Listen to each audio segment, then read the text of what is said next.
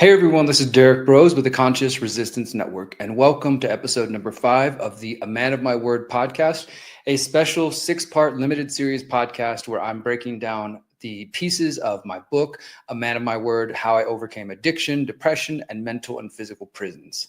If you're new here, I'll go ahead and let you know you can find the book at amanofmyword.com, amanofmyword.com.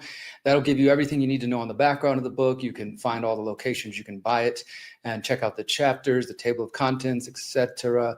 And over the last 4 weeks now, we've been going through different pieces of this puzzle of my history and my struggles with addiction, with depression, with the prison system, with the criminal justice system, with all these different pieces of the puzzle, which are things that I explore in my book. We're coming now to the end of this limited series podcast. As I said, it's only 6 episodes, and this is the 5th episode. And today is going to be focused on really the conclusion of the book, you could say, on my waking up story, how I went from being addicted to drugs and being a felon fresh out of prison, trying to navigate that world and find my way, to then waking up, getting into activism, and then eventually getting to journalism, and now doing everything I've been doing today for the last 16 years. So it's kind of the path that all of you know me for.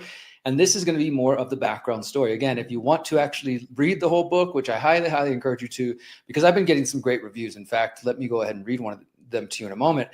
amanofmyword.com. That's the best place to go. amanofmyword.com. So let me go ahead and share just a message I got. I get these kind of messages periodically. Here's one of them. I just saw your appearance on the Kim Iverson show, and I wanted to reach out and share my story. I've been aware of your work for years, first introduced through James Corbett, but I hadn't been aware of your book. I don't know if I heard you talking to James about your past, or if I could just tell you were a fellow traveler, but something made me log in my brain that you were a former addict. Thank you for your work. You are bringing light and hope into a dark world. I've never met you, but I see you are one of the real ones, and for that, I love you. And I love you for that. Thank you for sending me that message. There was more to it, but I'm just sharing pieces of it. And I got another one as well. Let me go ahead and just pull it up real quick. This is from my other buddy, who will remain nameless, but a good friend in the independent media, who said, I want to really let you know that I resonate with the video about forgiving your father. You and me have a lot in common in that regard, both growing up in really toxic, dysfunctional environments, dealing with abuse, having battles with addiction. I was an alcoholic until about 6 years ago, and having really rough relationship with our dads. I held a lot of hate for my father for most of my life, both for the awful things that he did when he was around and for his not being there when he finally decided to leave.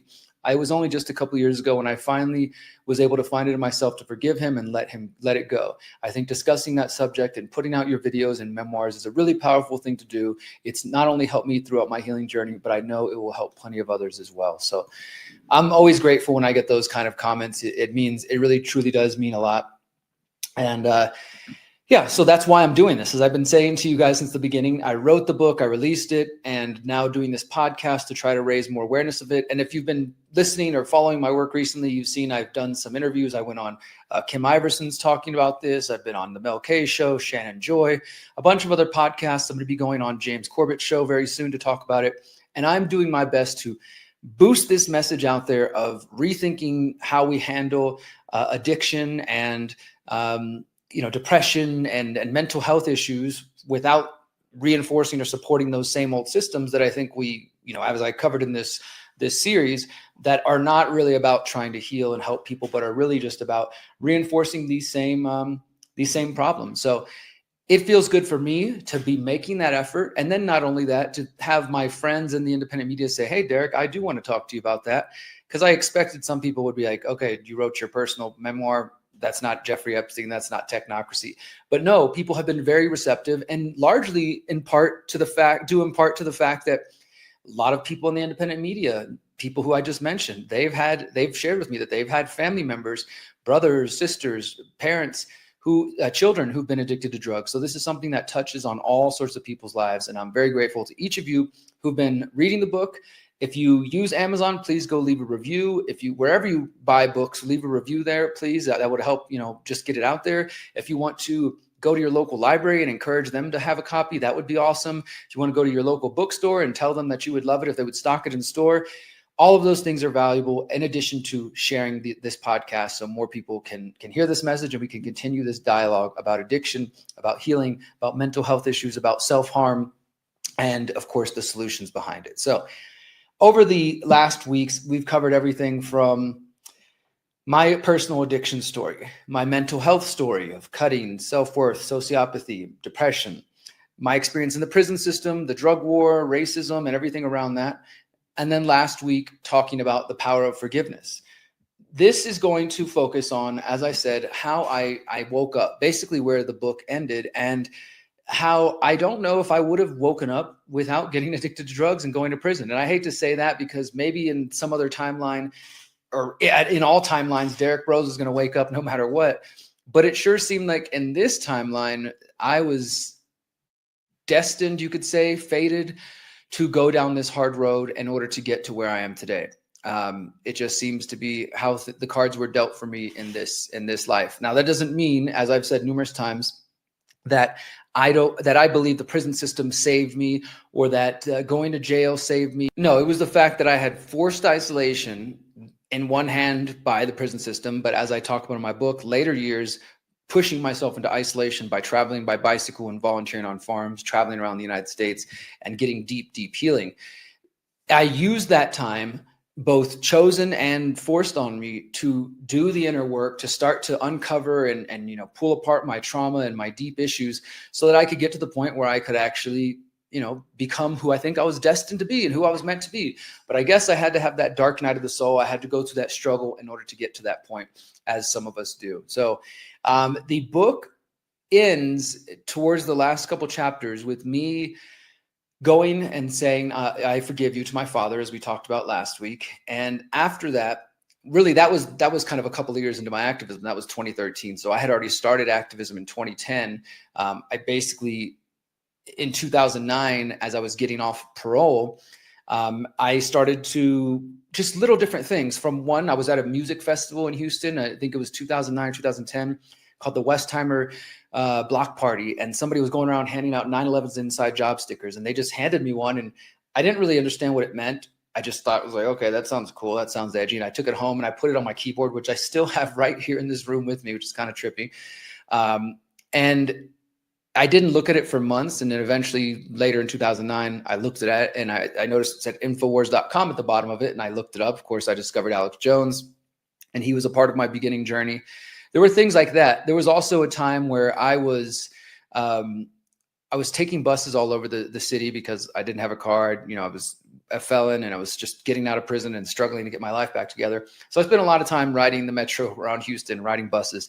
And I remember one time I was riding from one side of Houston to the other, and I look outside the window and I just see this whole crowd of people that are like wearing what I now know as Guy Fawkes masks, but these weren't even like the ones you can buy at the store now. This was literally just Guy Fawkes masks, like paper cut out and wrapped around their heads. Some of them were also wearing Tom Cruise masks. And I just thought, like, what the hell's going on here? And it just piqued my interest. So I got off the bus. I just decided randomly to get off this stop and asked, hey, what are you guys here for?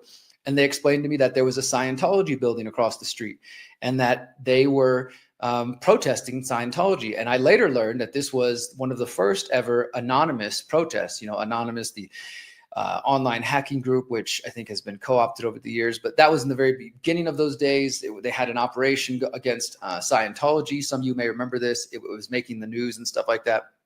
And so there was a local protest in Houston. And I didn't really understand it. It was just like, okay, these people are holding signs. They're wearing Tom Cruise masks and anonymous masks. And I kind of hung out there for a second. They were giving out free food, giving out water bottles. So I just kind of soaked up the scene and sat down. I remember just sitting down on like the sidewalk or whatever and listening to some of the people talk and what they were saying. And it was just all so new and so curious to me. But I loved it. I was just like, wow, this is really cool. Like, this is, maybe this is the kind of thing I want to be involved in. And looking back, I can see how that little moment really did influence me to start to just become more open to protesting things. So that's end of 2009. Going into 2010, I start, as I said, after I found that sticker, I start discovering InfoWars. I have this experience at this anonymous protest. I was living in downtown Houston, and there was a Barnes & Noble bookstore, and I was there with my girlfriend at the time. And we went and we were just shopping, and in the DVD section, which still existed in 2009, 2010, but it was already pretty small, there was a documentary called Endgame, which was one of Alex Jones's documentaries, which definitely woke me up in a big way. Now looking back, I think it's definitely filled with fear porn and doom. And it's not that it's not factual in some ways. There's also speculation. It's more just, again, it's like Endgame, the blueprint for global enslavement. Not the kind of documentaries that I try to make these days. The exact opposite of what the Pyramid of Power is. In fact, when I think of making the Pyramid of Power, I think of like, what would younger me have benefited from? What type of documentary? And sure, Endgame woke me up because it was freaky and scary, but I think there's, better ways to go about it. Nevertheless, I bought it. I took it home. And I'm just, reading on InfoWars, and from InfoWars, I get into activist posts. I get into architects and engineers for 9/11 Truth. My girlfriend and I at the time, we start volunteering at the Architects and Engineers for 9/11 Truth local chapter. Obviously, we weren't architects or engineers, but we were just young, passionate, early 20-somethings who were waking up.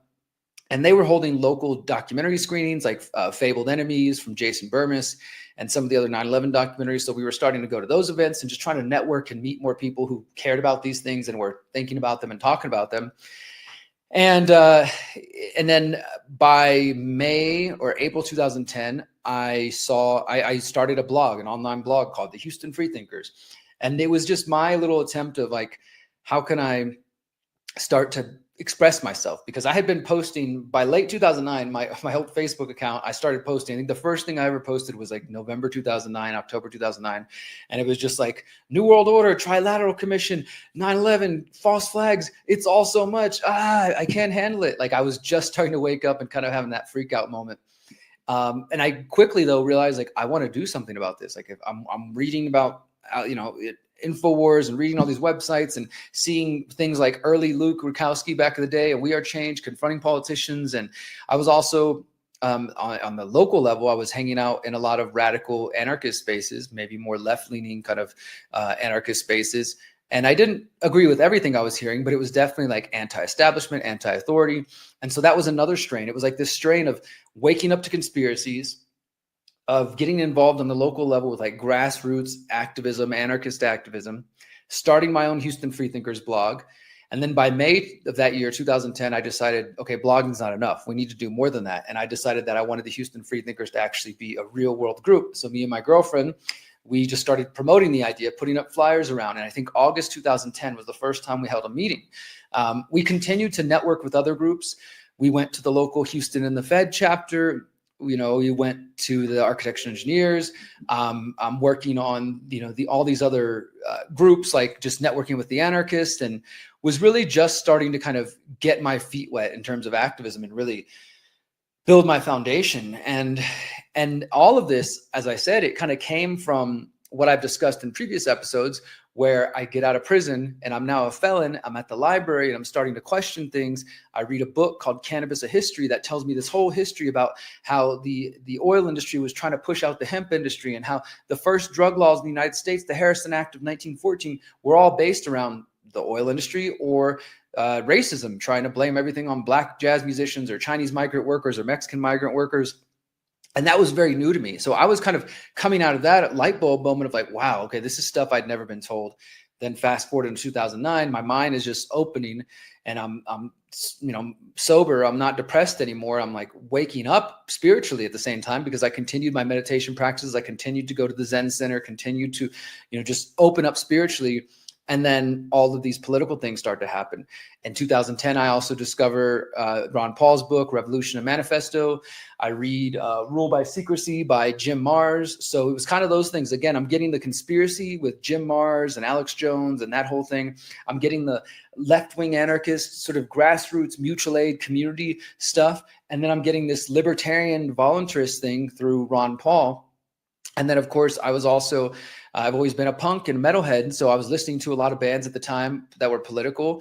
I grew up listening to Rage and Fear Factory and other bands, but these bands were even more bold, like Molotov Solution. I found them in 2010. I went to one of their shows, and they're like deathcore, death metal, growling about the Federal Reserve and about the New World Order. And all of these things were just kind of converging on my mind and my heart at once. Like 2009, watching protests, getting involved in groups. 2010, watching documentaries, reading these books, learning about things from these bands.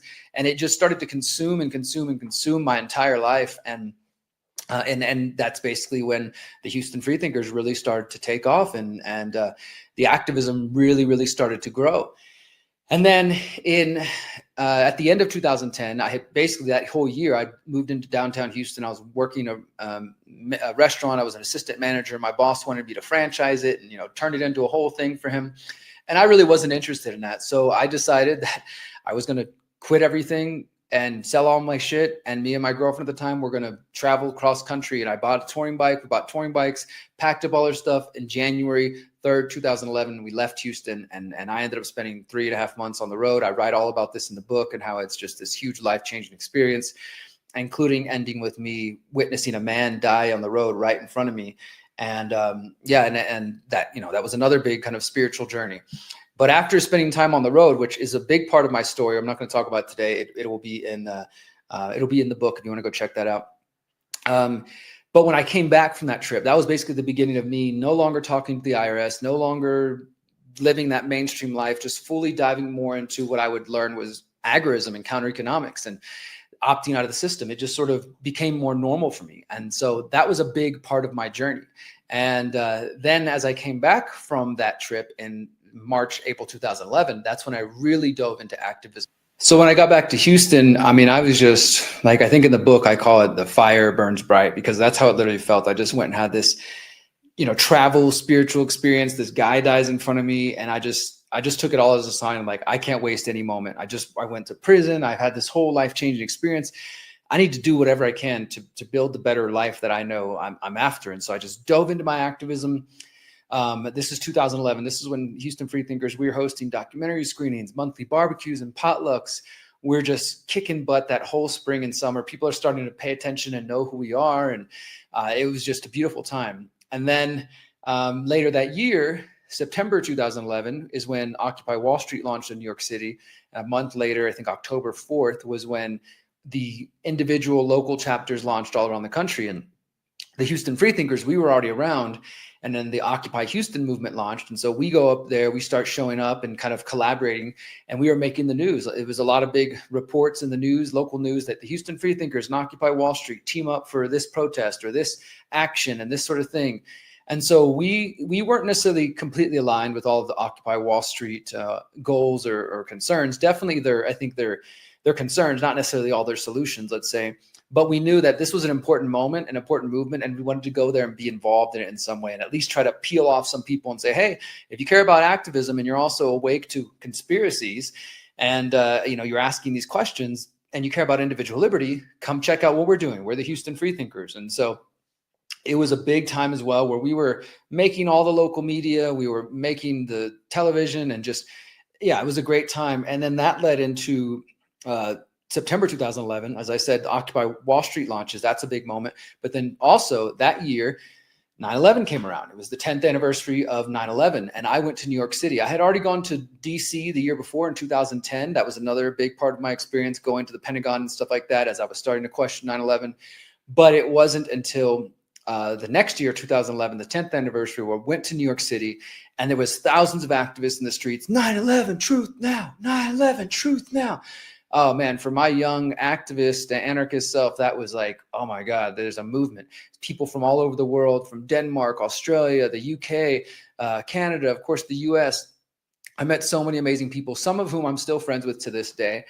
And it really just, it just lit up my activist spirit. I was on the ground passing out flyers, talking to people about 9/11, debating talking points, and just really getting out there. And that was such a beautiful, beautiful, powerful experience. And from 2011 till probably 2017, I went to New York every year for 9/11. I just haven't in years. I got busy doing other things, but I do want to go back there. Maybe this will be the year. And that was just another big part of the puzzle for me. As I said earlier, I through Alex Jones and through architects and engineers for 9/11 Truth, and just questioning the whole event in general, it was opening my mind up. And then as I was realizing, first through Facebook, posting stuff on Facebook and social media and connecting with other activists around the world, and then going in person to events like 9/11.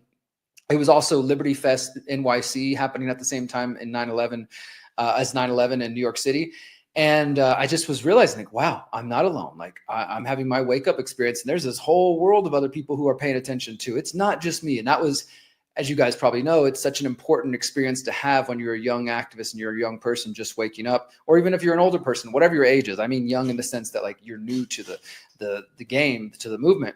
it's always helpful to realize, oh, I'm not alone. There are other people who care about these things, and I can actually do something about it and be empowered. And so that's all 2011. Coming back home from the bike tour, diving into local Houston activism, getting really involved that summer with art events and music events, and then Occupy, and then 9/11, and then at the end of 2011, going to 2012, we started hosting this big music and arts and activism festival called For the Community, and that ended up becoming a big thing. The first time we had it, hundreds of people showed up. The cops showed up. They arrested me, claiming that there was a noise complaint, and the cop pulled a shotgun on 100 unarmed people. That made the news and went viral everywhere. That led to my first interview on the Alex Jones InfoWars show. And yeah, I mean, I was just like, I was diving in deep and quick in my activism. 2010, 2011, it was already becoming part of my daily life. Now, fast forward to 2012, and what would have been August, I think, 2012. So at 2011, going into 2012, the activism continues. The Houston Freethinkers has become a force now in the city of Houston. We're having monthly meetings, monthly protests. We're doing info jamming, passing out flyers, passing out DVDs. We're hosting teach-ins. We're doing marches and protests when necessary. And we eventually get a house we called the Freethinker House, where me and another activist buddy lived, and that's where we started to have our meetings. We started to have our concerts and our fundraisers and all this kind of stuff. And I was already, an anarchist, a voluntarist at the time, because a lot of the people I was learning from, Adam Kokesh back in the day, John Bush, and others, they were coming out of that libertarian school, again, coming out of the Ron Paul school, but we're already like, look, politics isn't going to save the day. So I kind of already knew that politics wasn't the answer. But if there was any little bit of hope inside of my young self, and this would have been 13 years ago, so I would have been in my 26, 27. If there was any little bit of hope in me that politics was going to help in any way, it died in August 2012 at the Republican National Convention in Tampa, Florida. I was there. Myself and two other members of the Houston Freethinkers, we did a crowdfunding campaign, the first ever crowdfunding I'd ever did, and said, we want to go to Florida and document what's happening. We want to show you guys the protests, the marches, the rallies. We want to show you what's happening with Ron Paul. And we're going to make a documentary out of it. And we did. And so help us, raise some money so we can rent a car and drive and pay for all of our costs and do these sort of things. And we did just that. And it was a fun time, especially again for like a burgeoning activist. And I remember being there in Tampa, and we're witnessing the whole chaos of the RNC and the protests. We actually got detained by the Department of Homeland Security briefly, and it was all live streamed. And this is what led to my second appearance on the Alex Jones Show.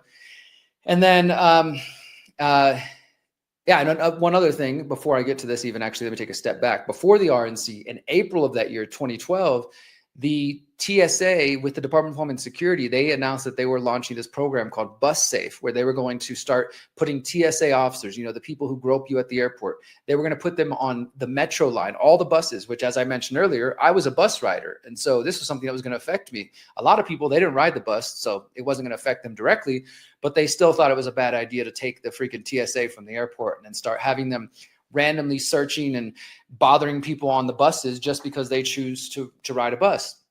And so we quickly rallied together. We went to the Houston Metro board meeting and, gave all these fiery speeches. And basically within 2 or 3 weeks, we got the entire program shut down. They went from saying they're going to have TSA officers searching people. They did 1 day of searching, which made the news, where they caught a prostitute and some people with small amounts of drugs or something. Definitely not keeping us safe from terrorists, as they claimed. And then the Houston Freethinkers and a local group of lawyers and other activists, we just showed up at these board meetings, took it over pretty much. Then they organized another meeting. 2 weeks later, we came there with more people. And by the end of that meeting, they announced they were going to shut down the program and it wasn't going to happen. And it's been 13 years now, and they haven't brought the program back. And that was another time that the Houston Freethinkers made the news, and it felt like a real victory. Like, holy crap, our activism actually shut down some potential tyranny in our community. That was another time I was on the Alex Jones Show. And then fast forward again to August 2012, we go to Florida for Tampa for the RNC. We're there, we're documenting things. We get detained by the Department of Homeland Security. We also have friends who are delegates for Ron Paul who are inside the convention and who are feeding us information. And we're like reporting on this live streaming. Okay, we're getting word from inside that the lights have been turned off when the delegates are supposed to vote for Ron Paul. The buses were sent to the wrong places. For those of you who are around, you know what I'm talking about. Or if you lived through the Bernie Sanders thing, and if Bernie Sanders was more your guy and you watched how the DNC screwed him over in 2016, it was the same thing with Ron Paul in 2012. And I remember just sitting outside and we're literally getting phone calls of people like, yeah, they sent the Ron Paul delegates who were on a bus to the wrong location. They turned off the lights during the vote. And in the end, they literally just changed the rules so that Ron Paul's delegates couldn't use their strategy. They were going to try to get Ron Paul to be the nominee. And, Ron Paul had such support, though, that the RNC couldn't completely ignore him. So they tried to get him to endorse Mitt Romney and offered him a speech at the RNC. He declined. But next door was kind of cool. There was an entire festival dedicated to him just called Paul Fest. And it was just all kinds of people, conservatives, Republicans, libertarians, and kind of more radical, politically homeless people like me coming together to celebrate his ideas and to, kind of champion him. But by the end of it, Ron Paul got screwed. We went home from Florida, and I was a committed voluntarist anarchist, as I have been since then. And so all of that, though, that what I just described here, that's kind of like the foundation of my activism. And then from there in 2013, I started to get into writing and started to get paid for doing independent blogging and eventually taking it serious as a journalist. All of that, though, comes from my prison experience, from my getting locked up. I truly believe, again, that I wouldn't have been in that position if I hadn't gone through these other experiences. So, yeah, that's how getting addicted to drugs, hitting my rock bottom, woke me up. I had to hit my rock bottom, my mental health rock bottom, my addiction rock bottom, my spiritual rock bottom. And I was locked up behind bars, but I had been locked up in my mind. And when I finally got to that position where I realized I needed to use that time and space to do some healing, to start uncovering the source of my trauma, I was able to start finding my real power. And then when I got out, I found my purpose. And I found my calling. I cared about injustice. I care about what's going on in the world, and I want to try to make it a better place.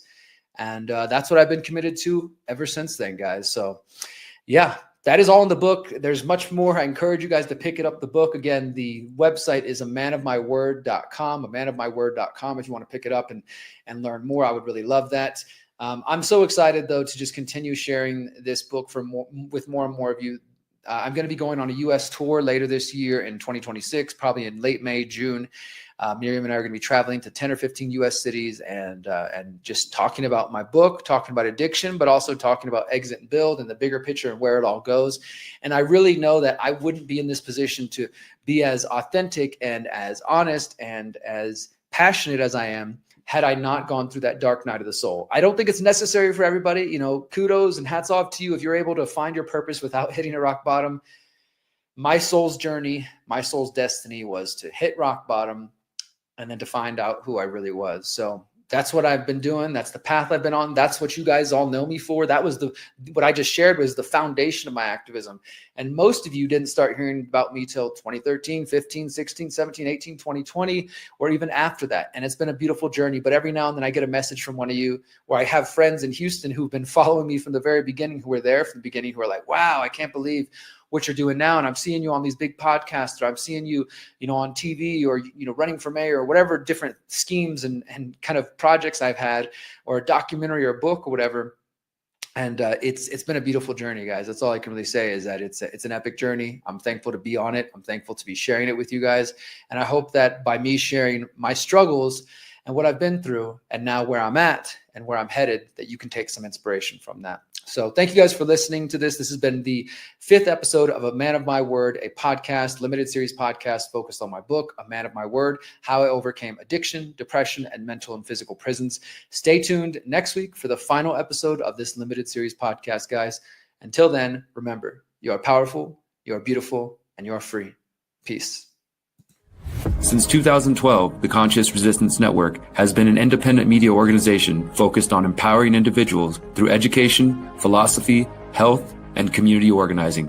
We work to create a world where corporate and state power do not rule over the lives of free human beings. Our motto is leading by example and helping others in their pursuit of freedom. Visit theconsciousresistance.com to find our articles, documentaries, interviews, podcasts, books, and more. Remember, you are powerful, you are beautiful, and you are free.